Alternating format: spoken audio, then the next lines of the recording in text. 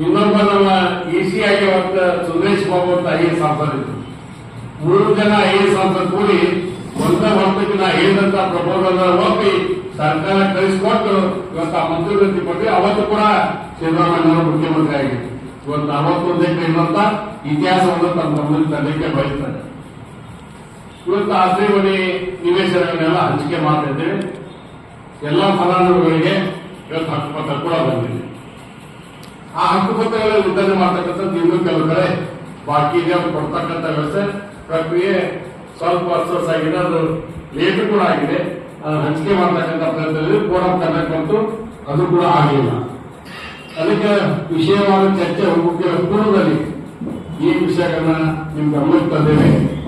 ಇನ್ನು 36 ಎಕರೆ ಜಮೀನನ್ನ ನೂತನವಾಗಿ ಖರೀದಿ ಮಾರಾಟ ಮಾಡಿ ಈಗಾಗಲೇ ಆರ್ಥಿಕ ಇಲಾಖೆಗೆ ಆ ಕೆಲಸ ಹೋಗಿದೆ.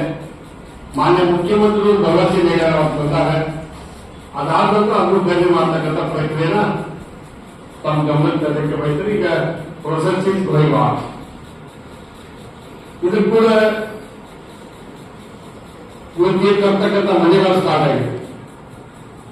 SC ST ಇದ್ದವರಿಗೆ 70,000 ರೂಪಾಯಿ, ಜನರಲ್ ಇದ್ದವರಿಗೆ 1 ಲಕ್ಷ ಒಂದಿಗೆ ಕಟ್ಟಿದ್ರೆ ಮೊದಲಿಗೆ ಸರ್ಕಾರ ಆದೇಶ ಏನ್ ಮಾಡಿತ್ತು, 50,000 ಕಟ್ಟಬೇಕು, 2 ಲಕ್ಷ ರೂಪಾಯಿ ಲೋನ್ ಅಂತ ಮಾಡಿದ್ರು. ಈಗ ಲೋನ್ ವೇವ್ ಮಾಡ್ಬಿಟ್ಟ, ಲೋನ್ ಇಲ್ಲ. ಈಗ ನೇರವಾಗಿ 1 ಲಕ್ಷ ಜನರಲ್ ಕಟ್ಟಬೇಕು, 70,000. ಕೆಲವು ಮಂದಿ ನೀತಿ ಮಾಹಿತಿ ನನಗೆ ಕೊಟ್ಟರು, SC ST ಅವ್ರಿಗೂ 1 ಲಕ್ಷ ಅಂತವ್ರು.